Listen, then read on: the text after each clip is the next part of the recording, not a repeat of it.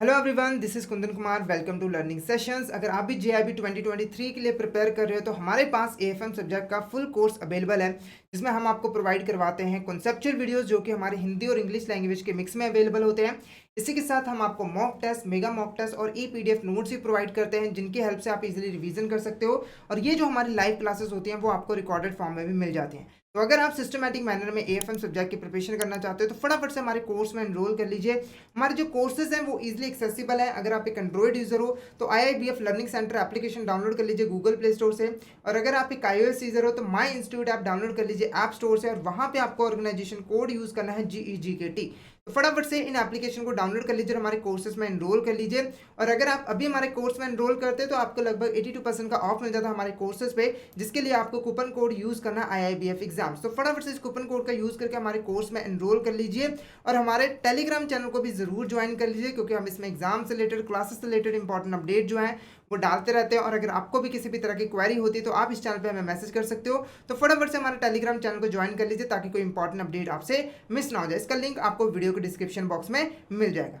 तो शुरू करते हैं आज का टॉपिक। तो आज इस लेक्चर में हम लोग final account of banking companies के बारे में पढ़ने वाले हैं। तो इस लेक्चर में हम डिटेल में देखेंगे कि बैंकिंग कंपनीज क्या होती है, वो अपनी फाइनल अकाउंट्स कैसे प्रिपेयर करती है, कौन कौन सी लीगल रिक्वायरमेंट्स होती है, उसके ऊपर हम डिटेल में डिस्कशन करेंगे। तो टॉपिक को शुरू करने से पहले आप सभी को रिक्वेस्ट है कि सेशन को शेयर कर दीजिए अपने फ्रेंड्स के साथ, कलीग्स के साथ, ताकि वो भी इस सेशन का बेनिफिट ले सके। और साथ के साथ ऑडियो वीडियो क्वालिटी भी जरूर कंफर्म कर दीजिए, क्या ऑडियो वीडियो क्वालिटी ठीक है। फटाफट से चैट बॉक्स में मैसेज करके बता दीजिए क्या ऑडियो वीडियो क्वालिटी ठीक है। तो फटाफट से सेशन को स्टार्ट करते हैं। तो सबसे पहले हम यहाँ पर बैंक का मीनिंग समझते हैं कि बैंक बेसिकली यहाँ पर होती है। तो देखो, बैंक एक ऐसी ऑर्गेनाइजेशन होती है जो कि यहाँ पर क्या करती है, पब्लिक से मनी जो है वो डिपॉजिट्स की फॉर्म में यहाँ पर एक्सेप्ट करती है, और उस डिपॉजिट से जो भी बैंक के पास पैसा आता है उसको यहाँ पर वो लैंडिंग करने के लिए, यानी कि लोगों को लोन देने के लिए और इन्वेस्टमेंट करने के लिए यहाँ पर जो है यूज करती है। जब भी हम बैंक के पास कोई भी पैसा डिपॉजिट करवाते हैं तो बैंक जो है उसका एक सर्टेन परसेंटेज अपने पास और आरबीआई के पास रिजर्व रखने के बाद जो बाकी का पैसा होता है वो लोगों को या तो लोन दे देती है या फिर डिफरेंट कंपनीज में वो जो है यहाँ पर इन्वेस्टमेंट कर देती है। ठीक है, अब देखो, जो भी पब्लिक यहाँ पर पैसा डिपॉजिट करवाती है बैंक के पास, ये जो पैसा होता है वो पब्लिक की डिमांड पे, यानी कि पब्लिक जब डिमांड करेगी, बैंक को कहेगी कि हमारा पैसा वापस करो, तो बैंक को वो पैसा वापस करना पड़ेगा। ठीक है, या फिर अगर पब्लिक को यहाँ पर चेक इशू करती है, ड्राफ्ट इशू करती है, ठीक है, तब भी बैंक को ये जो पेमेंट है वो यहां पर करनी पड़ेगी। क्लियर है? तो ये सारे फीचर्स अगर आपको किसी ऑर्गेनाइजेशन में दिख जाते हैं तो वो हमारी यहां पर क्या कहलाती है, बैंकिंग कंपनी यहां पर जो है कहलाती है। क्लियर है आपको? और इंडिया के अंदर अगर यहां पर बैंक बनना है, बैंकिंग ऑपरेशंस को परफॉर्म करना है, तो हमें यहां पर बैंकिंग लाइसेंस लेने की यहां पर जो है रिक्वायरमेंट होती है। वो हम कहां से ले सकते हैं? रिजर्व बैंक ऑफ इंडिया से। क्लियर है आपको? अब देखो, बात करते हैं final account of banking company. तो सबसे पहले हम फाइनल अकाउंट की बात कर लेते हैं कि फाइनल अकाउंट यहां पर क्या होते हैं। तो अगर हम नॉर्मल कंपनीज की बात करें, ठीक है, तो यहां पर क्या होता है कि नॉर्मल कंपनीज क्या करती है, एक सालों तक जितनी भी उसके ट्रांजेक्शंस होती हैं, ठीक है, वो उनको जो है सिस्टमेटिक मैनर में वो रिकॉर्ड करते हैं। और जैसे वो एक साल, यानी कि जो हमारा फिजिकल ईयर है वो यहाँ पर खत्म होता है, तो कंपनीज क्या करती हैं, यहाँ पर डिफरेंट अकाउंट्स बनाती है, जिससे वो इन सभी अकाउंटिंग ट्रांजेक्शन्स की एक समरी यहाँ पर प्रिपेयर कर सके।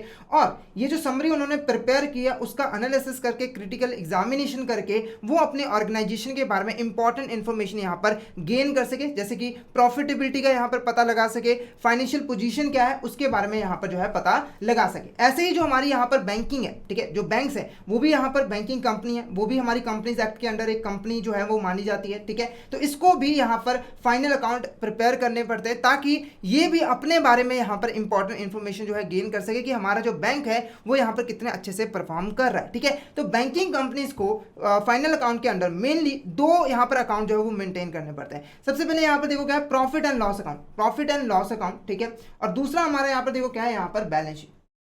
क्या है हमारा यहाँ पर बैलेंस शीट। ठीक है, तो जो प्रॉफिट एंड लॉस अकाउंट है, इससे यहाँ पर बैंकों की जो प्रॉफिटेबिलिटी है कि बैंक यहाँ पर कितना प्रॉफिट कमा रही है उसके बारे में हमें यहाँ पर पता लगता है। ठीक है, और जो यहाँ पर बैलेंस शीट है उससे हमें यहाँ बैंकों की फाइनेंशियल पोजीशन कैसी है कि वो कितने फाइनेंशियली स्ट्रांग है या फिर वीक है, उसके बारे में हमें यहाँ पर जो है पता लगता है। ठीक है, तो बेसिकली आज इस लेक्चर में हम लोग इन्हीं दो स्टेटमेंट्स के बारे में पढ़ने वाले हैं कि बैंक ये जो अकाउंट्स है, प्रॉफिट एंड लॉस अकाउंट और बैलेंस शीट, इनको यहाँ पर कैसे प्रिपेयर करता है, क्या क्या यहाँ पर लीगल रिक्वायरमेंट्स है जो कि यहाँ पर बैंकों को फॉलो करनी पड़ती है, उनके बारे में हम डिटेल में यहाँ पर बात करेंगे। तो सबसे पहले यहाँ पर देखो क्या है, requirement of banking companies as to accounts and audit, ठीक है, यानी कि जो लॉज हैं उनके अकॉर्डिंग बैंकों को क्या क्या यहाँ पर रिक्वायरमेंट होती है फाइनल अकाउंट्स प्रिपेयर करते वक्त, ठीक है। तो यहाँ पर देखो, क्योंकि बैंक जो है वो भी एक कंपनी है जो कि कंपनीज एक्ट 2013 के अंडर रजिस्टर्ड है, तो इनको कंपनीज एक्ट के अकॉर्डिंग, ठीक है, यहाँ पर compulsory balance sheet of profit and loss account जो है यहाँ पर बनाना पड़ता है, मेंटेन यहाँ पर जो है करना पड़ता है। क्लियर है? जैसे नॉर्मल कंपनीज अपना profit and loss account balance sheet बनाती है,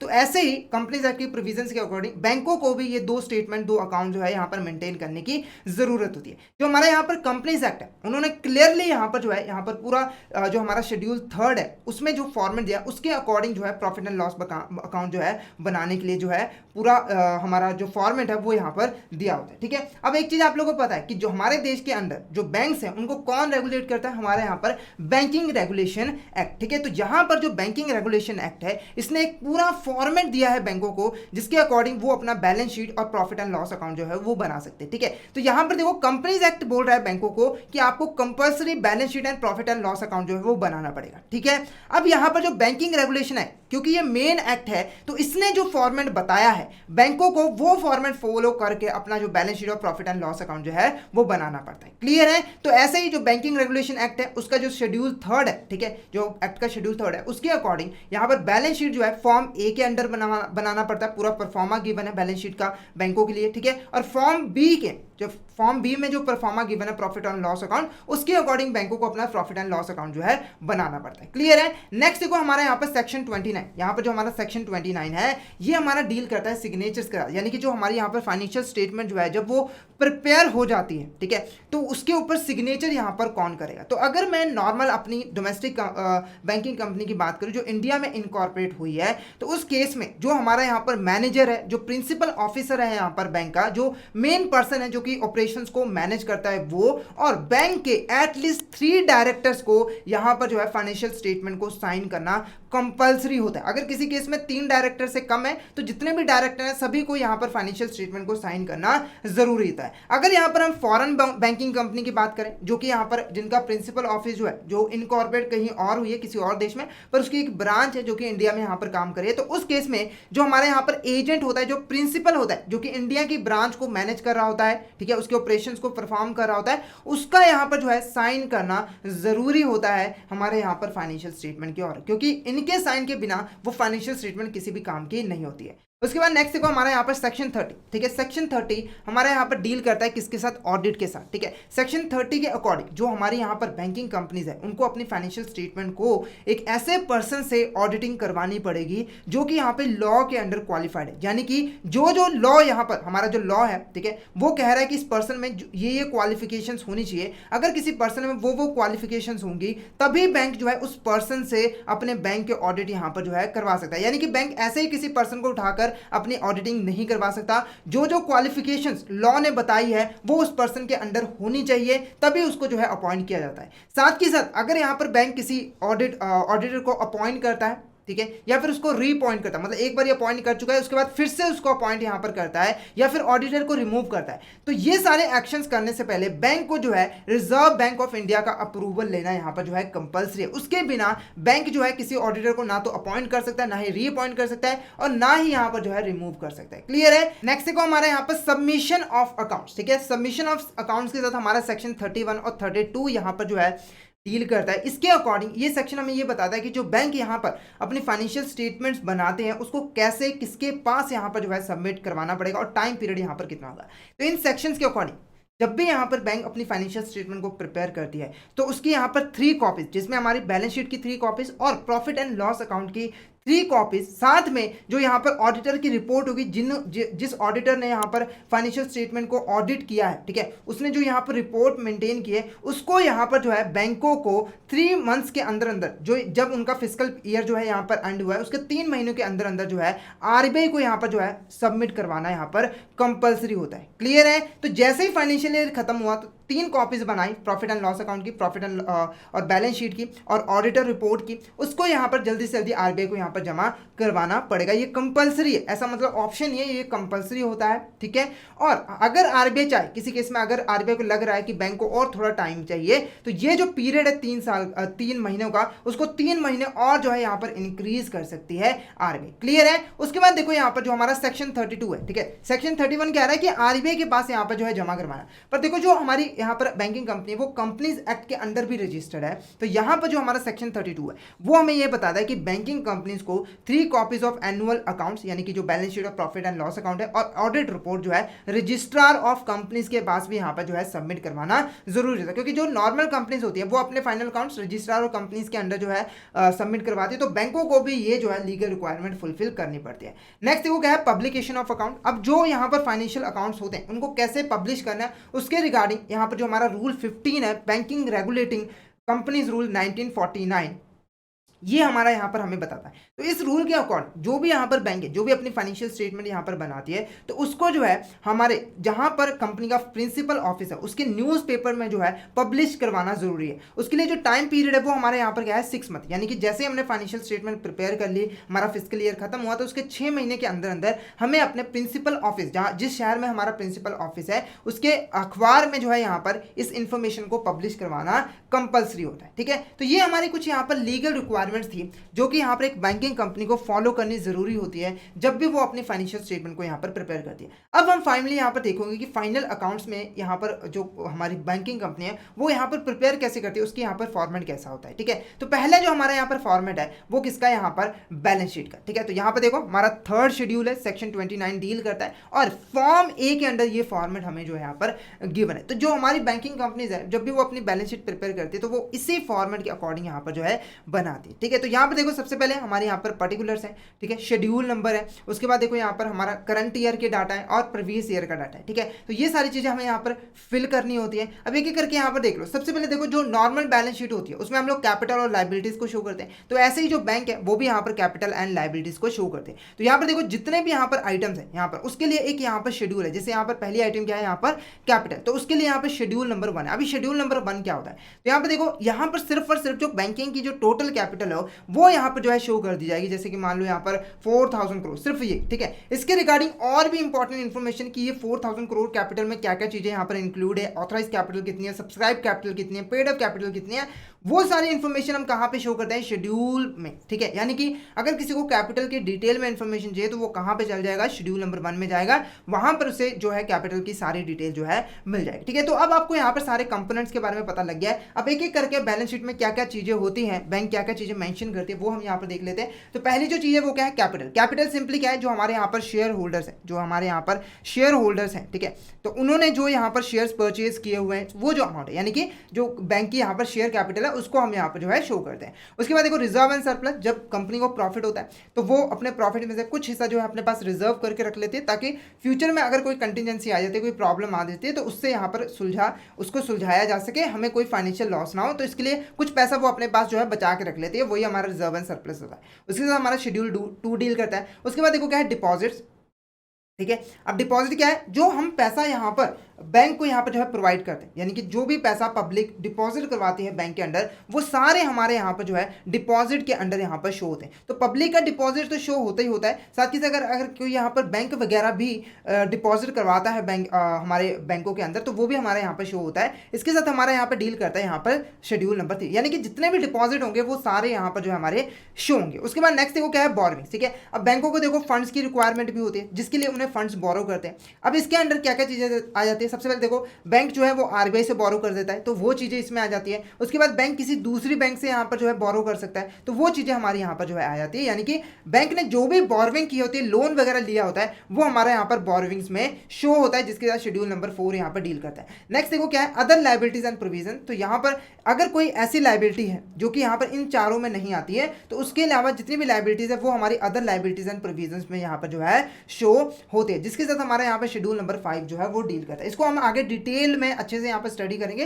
तो फिलहाल मैं आपको यहाँ पर सिर्फ फॉर्मेट समझा रहा हूँ। उसके बाद देखो क्या है हमारे यहाँ पर एसेट, ठीक है। तो हमारे बैलेंस शीट के दो पार्ट्स होते हैं, एक में लायबिलिटी और कैपिटल शो करते हैं और एक में हम एसेट। तो लायबिलिटीज का हमने यहाँ पर देख लिया। उसके बाद आप बैंक की कौन कौन सी यहाँ पर लायबिलिटीज होती है। सबसे पहले देखो यहाँ पर क्या है, cash and balances with reserve bank of India, ठीक है। देखो बैंकों के पास कुछ कैश पड़ा होता है, वो भी बैंक के लिए एसेट है, ठीक है। और आप लोगों को पता है कि बैंकों को लीगल रिक्वायरमेंट को फुलफिल करने के लिए यहाँ पर आरबीआई के पास कुछ यहाँ पर अकाउंट मेंटेन करने पड़ते हैं, जिसमें जैसे एग्जांपल का हमारा सीआरआर हो गया, ठीक है। तो कुछ पैसा जो है आरबीआई के पास उन अकाउंट में डिपॉजिट करवाना जरूरी होता है, तो वो भी बैंक के लिए एक एसेट होता है। तो इसके नाल हमारा जो शेड्यूल है वो 6 डील करता है। शेड्यूल 6 के अंडर हमारा जितने भी कैश है और balances with reserve bank of India उसको हम यहाँ पर शो करते हैं। उसके बाद देखो कुछ यहाँ पर हमारे जो बैंक्स होते हैं, है ना, वो दूसरे बैंकों के साथ भी यहाँ पर डीलिंग करते हैं, उनको भी यहाँ पर लोन वगैरह प्रोवाइड करते हैं, ठीक है। तो जितने भी यहाँ पर बैलेंसेस हमारे दूसरे बैंकों के साथ जुड़े होते हैं वो हम यहाँ पर शेड्यूल नंबर 7 में यहाँ पर जो है शो करते हैं। क्योंकि देखो एक बैंक जब दूसरे बैंक को लोन वगैरह प्रोवाइड करता है तो बैंक के लिए वो क्या होती है, एक एसेट होती है, ठीक है। जो लोन ले रहा है उसके लिए लायबिलिटी होती है, वो अपने डिपॉजिट में शो करेगा, पर लोन जो दे रहा है उसके लिए वो क्या होती है, एक एसेट होती है। क्लियर है। नेक्स्ट देखो क्या है, इन्वेस्टमेंट। अब देखो जो हमारा बैंक है वो यहाँ पर जब भी उसके पास डिपॉजिट आता है, ठीक है, तो उसको कुछ रिजर्व रखने के बाद वो कुछ पैसा लोन दे देता है, कुछ पैसा वो जो है इन्वेस्टमेंट में करता है। इन्वेस्टमेंट के अंदर जो भी यहाँ पर बैंक ने दूसरी कंपनीज के शेयर्स, डिवेंचर्स, ठीक है, बॉन्ड्स में इन्वेस्टमेंट की होती है, वो सारी चीज़ें हम यहाँ पर शो करते हैं, जिसके साथ हमारा शेड्यूल नंबर 8 डील करता है। उसके बाद देखो क्या एडवांसेस है। एडवांसेस में जो लोन यहाँ पर हमारे बैंक ने दिए, जैसे कि टर्म लोन्स हो गए, ठीक है, वर्किंग कैपिटल लोन्स हो गए, ठीक है, किसी बिल को डिस्काउंट कर दिया, किसी बिल को परचेज कर लिया, वो हमारे यहाँ पर एडवांसेस में शो होते हैं। तो ये हमारा शेड्यूल नंबर 9 के साथ यहाँ पर डील करता है। उसके बाद देखो कुछ यहाँ पर फिक्स एसेट्स भी होते हैं, जैसे कि एग्जांपल क्या बिल्डिंग हो गई जिसमें बैंक ऑपरेट करिए, वो क्या है, बैंक के लिए एक फिक्स एसेट है। क्लियर है। ऐसी जो मशीन्स वगैरह पड़ी हुई हैं, फर्नीचर वगैरह पड़ा हुआ, वो सारा हमारा यहाँ पर फिक्स एसेट के अंडर ही आ जाता है। नेक्स्ट जो क्या है, अदर एसेट्स, ठीक है। अदर एसेट्स क्या है, जो फिक्स एसेट है उनके अलावा अगर हमारे पास कोई एसेट पड़ी हुई है, जैसे कि मान लो एक non performing asset, non performing नहीं, नॉन बैंकिंग एसेट के बारे में आपने सुना होगा, जिसके ऊपर जो ऑनरशिप है वो बैंक की नहीं होती। मतलब कि जब बैंक कोई लोन देता है तो जो पब्लिक ने सिक्योर्ड एज अ सिक्योरिटी जो एसेट्स बैंक को प्रोवाइड की होती है, जब वो लोन की पेमेंट में जो पब्लिक वो डिफॉल्ट कर देती है तो बैंक क्या करती है, उस एसेट को एक्वायर कर लेती है, ठीक है। तो वो बैंक की खुद की एसेट नहीं होती है, पर अब उसके ऊपर जो कंट्रोल है वो किसका होता है, बैंकिंग का ही होता है। वो उसको बेच के उससे पैसा जो है रियलाइज करेगी, तो वो भी अपने एसेट्स के अंडर ही शो करती है। तो वो किस में आ जाता है, हमारे अदर एसेट्स के अंडर आ जाता है। उसके साथ जो हमारे यहाँ पे शेड्यूल डील करता है वो शेड्यूल 11 हमारा यहाँ पर डील करता है। उसके बाद देखो क्या है, कंटीजेंट। हमारे यहाँ पर कुछ लाइबिलिटीज भी होती है। अब कंटीजेंट लाइबिलिटीज क्या होती है, सिंपली देखो ऐसी लाइबिलिटी, ठीक है, ऐसी लायबिलिटी जिसका पे करना है कि नहीं पे करना है उसके बारे में हमें यहाँ पर पता नहीं होता। मतलब कि इसकी जो पेमेंट है वो फ्यूचर में किसी इवेंट के होने या ना होने पे डिपेंड करता है। जैसे कि एग्जांपल के लिए बैंक ने यहाँ पर एक बैंक गारंटी प्रोवाइड की। यहाँ पर एक हमारा जो कस्टमर था उसको यहाँ पर बैंक ने एक गारंटी प्रोवाइड की है कि अगर बाई चांस कस्टमर पेमेंट नहीं करेगा तो जितनी भी पेमेंट होगी बैंक खुद यहाँ पर करेगा, ठीक है। तो ये बैंक के लिए क्या है, कंटीजेंट लायबिलिटी, क्योंकि ये लायबिलिटी आगे बैंक को पे करनी है। वो एक फ्यूचर इवेंट जो कि ये है बायर का डिफॉल्ट, यानी कि जो हमारा यहाँ पर कस्टमर है जब वो डिफॉल्ट करेगा तभी बैंक को ये पेमेंट करनी पड़ेगी, अदरवाइज यहाँ पर पेमेंट नहीं करनी पड़ेगी। तो ये हमारा यहाँ पर क्या कहलाया है, कंटीजेंट लायबिलिटी, ठीक है। अब क्योंकि ये हमारा जो है पता नहीं है बैंकों की एक्चुअल में हमारी लायबिलिटी है भी कि नहीं है, तो इसको हम यहाँ पर जो बैलेंस शीट है उसके लास्ट में जो है यहाँ पर शो करते हैं। तो यहाँ पर देखोगे यहाँ पर हमारा बैलेंस शीट का जो टोटल है वो यहाँ पर शो हो जाता है, ठीक है। उसके बाद हम जो है यहाँ पर कंटीजेंट लायबिलिटी को शो करते हैं। क्लियर है आपको। और इसके साथ हमारा जो शेड्यूल डील करता है वो हमारे यहाँ पर शेड्यूल 12 यहाँ पर जो है डील करता है। क्लियर है। नेक्स्ट देखो, हम अब जितना भी हमने यहाँ पर देखा है फॉर्मेट में उनको एक बार हम डिटेल में यहाँ पर स्टडी कर लेते हैं। सबसे पहले हमारे यहाँ पे शेड्यूल 1 डील करता है कैपिटल के साथ, जो भी हमारी यहाँ पर शेयर कैपिटल वो इसमें शो होती है, ठीक है। अब डिफरेंट बैंक्स के लिए जो प्रोविजंस है वो अलग है। जैसे कि यहाँ पर अगर नेशनलाइज बैंक है, ठीक है, तो उसके रिगार्डिंग क्या है कि जब बैलेंस शीट प्रिपेयर की जा रही है तो यहाँ पर हमारा जो कैपिटल का टोटल बैलेंस है, ठीक है, वही सिर्फ यहाँ पर हम जो है अपने बैलेंस शीट में यहाँ पर शो कर देंगे। क्लियर है। शेड्यूल में भी शो यहाँ पर कर देंगे। अगर यहाँ पर कोई हमारी बैंकिंग कंपनीज है जो कि यहाँ पर इंडिया से आउटसाइड जो है इनकॉर्पोरेट है, यानी कि फॉरेन बैंकिंग कंपनी है, तो उस केस में उस बैंक ने इंडिया में आते वक्त अपने बिजनेस को एस्टैब्लिश करते वक्त जो स्टार्टअप कैपिटल लेके आया था, यानी कि शुरुआत में जो पैसा लगाया था वो उसको जो है कैपिटल के अंडर शो करना होगा। साथ ही साथ जो अमाउंट ऑफ डिपॉजिट आरबीआई के अंडर उन्होंने डिपॉजिट करवा के रखे हुए हैं उसको भी एज अ कैपिटल वो जो है यहाँ पर शो कर सकती है। क्लियर है। उसके बाद बात करें अदर बैंक्स को, तो अदर बैंक्स को डिटेल्ड में यानी कि कैपिटल में जो भी उसकी टाइप्स है कि ऑथराइज कैपिटल कितनी है, इशूड कैपिटल कितनी है, सब्सक्राइब कैपिटल कितनी है, कॉल्ड अप कैपिटल कितनी है, पेड अप कैपिटल कितनी है, ये सभी को उन्हें जो है यहाँ पर सेपरेटली शो जो है वो करना होगा। देखो बैलेंस शीट में तो कैपिटल का टोटल ही होगा, पर शेड्यूल में ये सारी चीजें जो है सेपरेटली शो करनी पड़ेगी।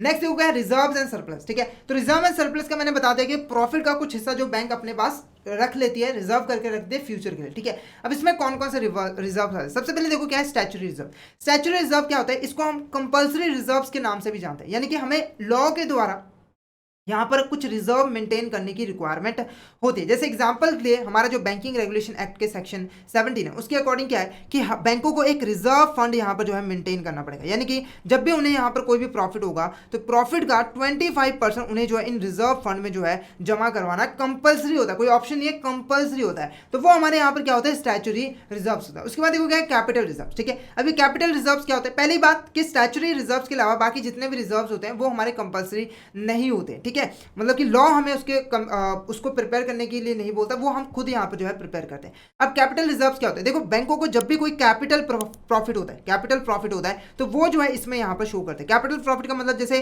बैंक ने अपनी यहाँ पर कोई फिक्स एसेट जो है यहाँ पर सेल कर दी, अपनी कोई इन्वेस्टमेंट सेल कर दी है ना, तो उससे जो यहाँ पर उनको प्रॉफिट होता है उसको हम जो है यहाँ पर कैपिटल रिजर्व्स में शो करते हैं। उसके बाद देखो क्या है शेयर प्रीमियम। शेयर प्रीमियम क्या होता है?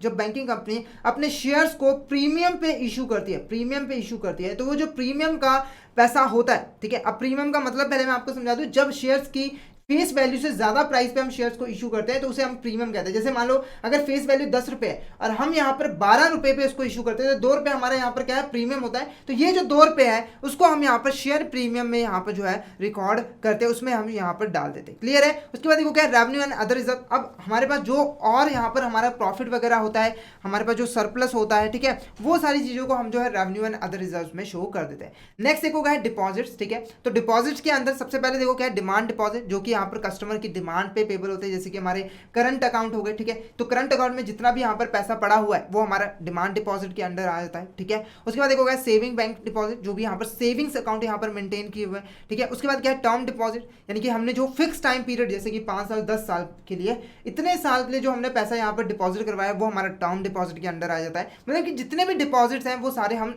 शेड्यूल नंबर 3 डिपॉजिट में जो है शो कर देते हैं और इस तरीके से डिटेल में हमें शो करना पड़ता है। नेक्स्ट हो गया बोरोइंग्स। ठीक है, अब यहाँ पर जो बैंक लोन लेता है उसको यहाँ पर बैंक कैसे शो करता है? सबसे पहले देखो यहाँ पर हम बाइफरगेट करते हैं यहाँ पर बोरोइंग्स इन इंडिया, कि बैंक ने इंडिया में क्या क्या बोरोइंग्स की हुई है, और बोरोइंग आउटसाइड इंडिया उसको हम यहाँ पर करते हैं। ठीक है, सबसे पहले देखो जो बैंक है वो रिजर्व बैंक ऑफ इंडिया से बोरोइंग कर सकता है, लोन ले सकता है, तो वो हम यहाँ पर शो करेंगे। इसके अलावा वो किसी और अदर बैंक जैसे HDFC एक्सिस बैंक से बोरोइंग कर सकता है। उसके बाद जो हमारी अदर फाइनेंशियल इंस्टीट्यूशन है जैसे नॉन बैंकिंग फाइनेंशियल कंपनीज हो गया, उससे यहाँ पर जो बोरोइंग कर सकता है, तो उसे हमें यहाँ पर सेपरेटली जो है शो करना जरूरी होता है। उसके बाद अगर हमने यहाँ पर कोई भी आउटसाइड मतलब इंडिया से बाहर बोरोइंग किया, यानी कि हमारी कोई ब्रांच थी जो कि इंडिया से बाहर काम कर रही है, उसने कोई बोरोइंग की है तो उसको हम यहाँ पर जो है शो करते हैं।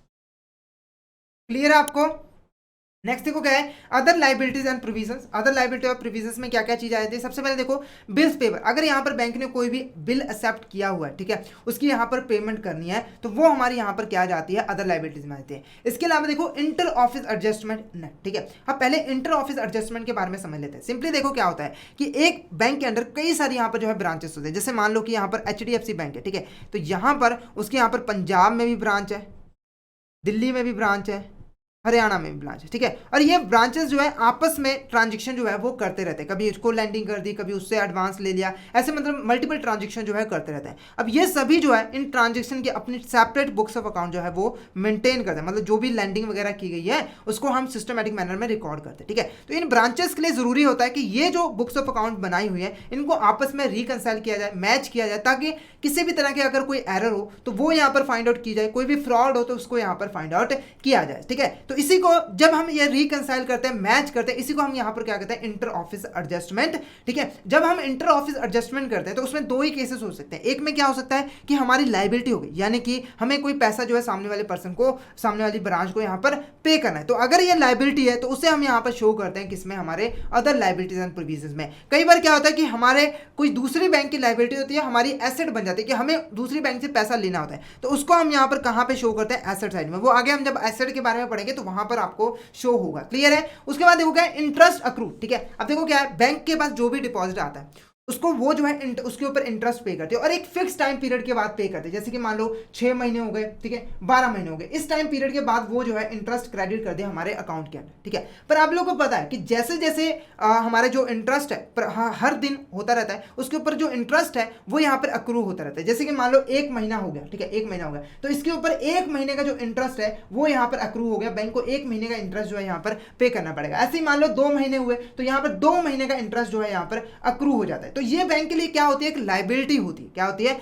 लायबिलिटी होती है, क्योंकि देखो ये जो है अगर अभी कस्टमर पैसा मांगे तो बैंक को 2 महीनों का यहाँ पर इंटरेस्ट जो है वो पे करना जरूरी होता है। तो अक्रूड इंटरेस्ट क्या होता है, बेसिकली ऐसे इंटरेस्ट जो कि अक्रू तो हो गए हैं पर उनकी अभी पेमेंट डेट नहीं आई है, इसीलिए जो है यहाँ पर बैंक को इसको एज अ लायबिलिटी जो है शो करने पड़ते हैं। उसके बाद देखो अदर्स में जो हमारे यहाँ पर प्रोविजंस आ जाते हैं, जैसे कि हम बैड और डेटफुल के लिए, मतलब बैड डेट्स के लिए यहाँ पर कोई प्रोविजन बनाते हैं, टैक्सेशन के लिए कोई प्रोविजन बनाते हैं, तो वो हम यहाँ पर शो कर देते हैं। नेक्स्ट देखो जो हमारा स्टार्ट हो जाता है वो क्या है, यहाँ पर हमारा एसेट। यहाँ तक हमारी लायबिलिटीज थी, उसके बाद हमारा स्टार्ट हो जाता है यहाँ पर एसेट्स, ठीक है।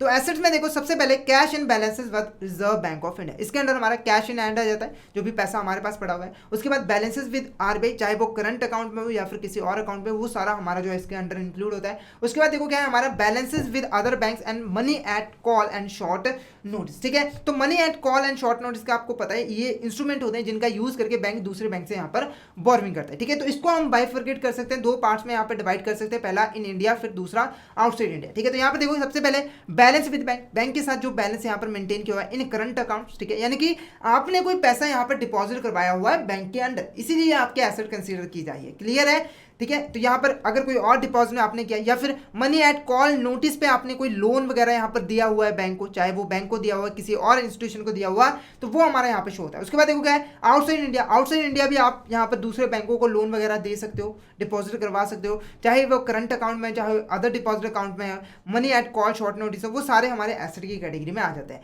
नेक्स्ट देखो क्या इन्वेस्टमेंट्स है, ठीक है। तो बैंकों का जो पैसा बचता है वो बैंक जो है डिफरेंट डिफरेंट कंपनीज के डिफरेंट सिक्योरिटीज में इन्वेस्टमेंट कर देते हैं ताकि वो उससे यहाँ पर प्रॉफिट जो है वो कमा सके। अब वो कहाँ कहाँ कौन कौन सी चीज़ें हमारी इन्वेस्टमेंट में इंक्लूड होती है, सबसे पहले देखो बैंक जो भी इन्वेस्टमेंट करता है गवर्नमेंट सिक्योरिटीज में वो इंक्लूड होती है, या फिर कोई और मतलब गवर्नमेंट सिक्योरिटीज नहीं है पर गवर्नमेंट ने अप्रूव किया हो कि बैंक वहाँ पे जो है इन्वेस्टमेंट कर सकता है, वो हमारी इंक्लूड होती है। उसके बाद शेयर्स हो गए किसी कंपनी के, डिवेंचर एंड बॉन्ड्स हो गए, ठीक है, किसी अपनी ही सब्सिडरी में या फिर किसी दूसरी कंपनी के साथ ज्वाइंट वेंचर में हमने इन्वेस्टमेंट कर दी, ठीक है, या फिर अदर, ये सारे हमारे इन्वेस्टमेंट के अंडर आ जाते हैं। नेक्स्ट हो गया इन्वेस्टमेंट आउटसाइड इंडिया। अब आउटसाइड इंडिया भी तो इन्वेस्टमेंट हो ही सकती है। सबसे पहले यहाँ पर क्या क्या चीज़ आएंगी, देखो गवर्नमेंट सिक्योरिटीज हो गई, उसके बाद सब्सिडरी एंड ज्वाइंट वेंचर जो कि यहाँ पर अब्रॉड में है कंपनी के, बैंकिंग कंपनी के, वहाँ पर उसने इन्वेस्टमेंट किया, या फिर अदर, ये सारे हमारे इन्वेस्टमेंट के अंडर आ जाते हैं। नेक्स्ट हो गया एडवांसेस। तो एडवांसेस में बेसिकली क्या क्या चीज़ें इंक्लूड होती है जो यहाँ पर बैंक जो है वो लोन देती है, ठीक है। तो यहाँ पर जब हम एडवांसेस को क्लासीफाई करते हैं तो हमारे पास यहाँ पर 3 तरीके होते हैं क्लासीफाई करने के लिए। सबसे पहले देखो हम जो है एक फॉर्मेट ए के अकॉर्डिंग यहाँ पर शो कर सकते हैं, जिसमें हम जो है जितने भी हमारे बिल डिस्काउंटेड एंड परचेज है उनको हम सेपरेटली शो करते हैं। कैश क्रेडिट है, ओवरड्राफ्ट है, लोन्स हमने जो यहाँ पर दिए हुए हैं डिमांड पर वो हम शो करते हैं। उसके बाद जो टर्म लोन्स हमने यहाँ पर दिए हैं उसको यहाँ पर जो हम शो करते हैं। मतलब कि 3 ऐसे इस फॉर्मेट में अगर हमें शो करना हो तो हम बिल डिस्काउंटेड परचेज को अलग दिखाएंगे, कैश क्रेडिट, ओवरड्राफ्ट और लोन्स रीपेबल ऑन डिमांड उनको अलग दिखाएंगे, और टर्म्स लोन को हम यहाँ पर अलग कराएंगे, ठीक है। उसके बाद देखो क्या है हमारे यहाँ पर बी, ठीक है। अगर हम दूसरे तरीके से यहाँ पर करें तो हम सिक्योर्ड अनसिक्योर्ड के बेसिस पे भी यहाँ पर जो है डिफरेंशिएट कर सकते हैं, उनको अलग अलग शो करते हैं। सबसे पहले देखो सिक्योर्ड बाय टेंजिबल एसेट, यानी कि ऐसे हमने जो लोन बैंक ने दिए जिसकी सिक्योरिटी के अगेंस्ट हमें यहाँ पर कोई टेंजिबल एसेट मिली हुई है तो उसको हम यहाँ पर शो करेंगे। इसके अलावा कोई भी यहाँ पर हमारी जो गवर्नमेंट है उसने यहाँ पर गारंटी दी है, मतलब कि बैंक ने कोई लोन दिया जिसके अगेंस्ट गवर्नमेंट ने गारंटी दी है कि अगर इसकी आपको रिपेमेंट नहीं मिलेगी तो इसकी पेमेंट हम यहाँ पर करेंगे, उनको अलग शो करेंगे। इसके बाद जो अनसिक्योर्ड लोन्स है उसको हम यहाँ पर अलग शो करेंगे। उसके बाद देखो एडवांसेस इन इंडिया, ठीक है, यहाँ पर एडवांसेस इन इंडिया तीसरा जो हमारा यहाँ पर फॉर्मेट है वो हम कैसे कर सकते हैं कि एडवांसेस इन इंडिया को अलग कर दो और एडवांसेस आउटसाइड इंडिया यहाँ पर हम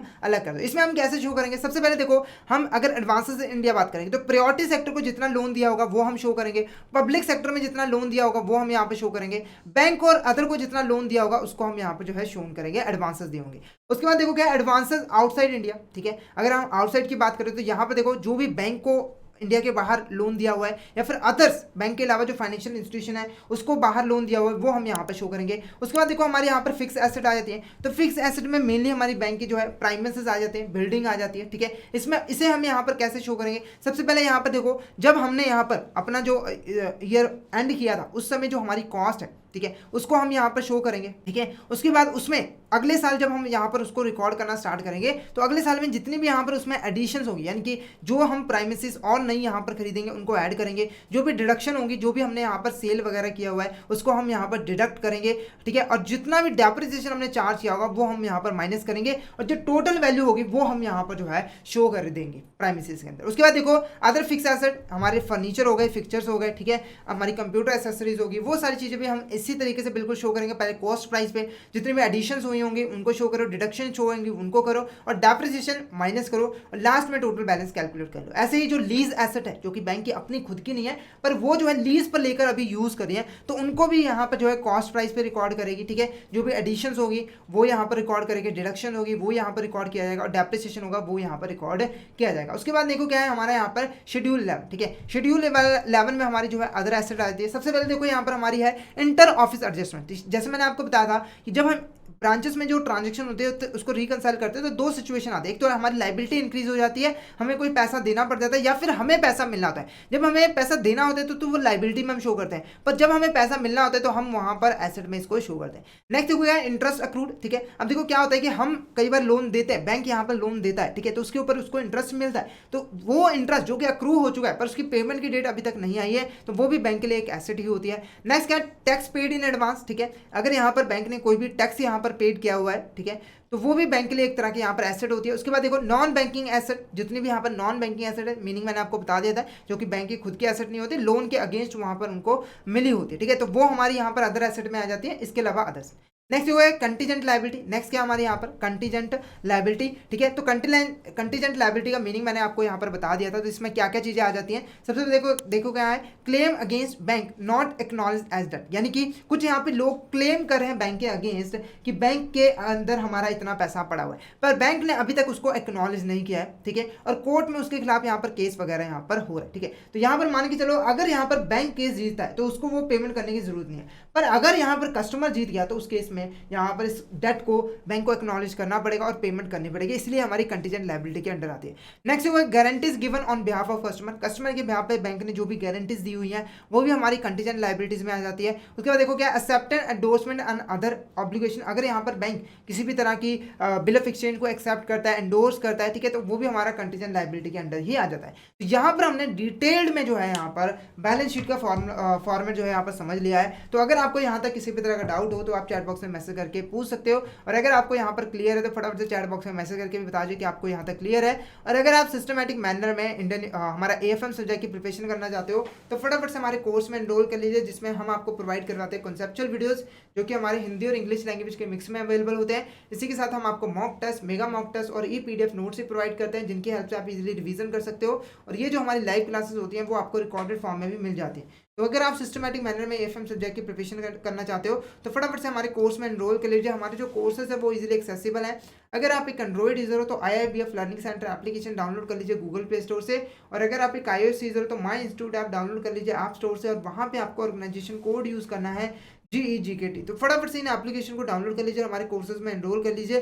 और अगर आप अभी हमारे कोर्स में एनरोल करते हैं तो आपको लगभग 82% का ऑफ मिल जाता है हमारे कोर्सेज पे, जिसके लिए आपको कूपन कोड यूज करना है IIBF एग्जाम। तो फटाफट से इस कूपन कोड का यूज करके हमारे कोर्स में एनरोल कर लीजिए और हमारे टेलीग्राम चैनल को भी जरूर ज्वाइन कर लीजिए, क्योंकि हम इसमें एग्जाम से रिलेटेड, क्लासेस से रिलेटेड इंपॉर्टेंट अपडेट जो है वो डालते रहते हैं। और अगर आपको भी किसी भी तरह की क्वेरी होती है तो आप इस चैनल पर हमें मैसेज कर सकते हो।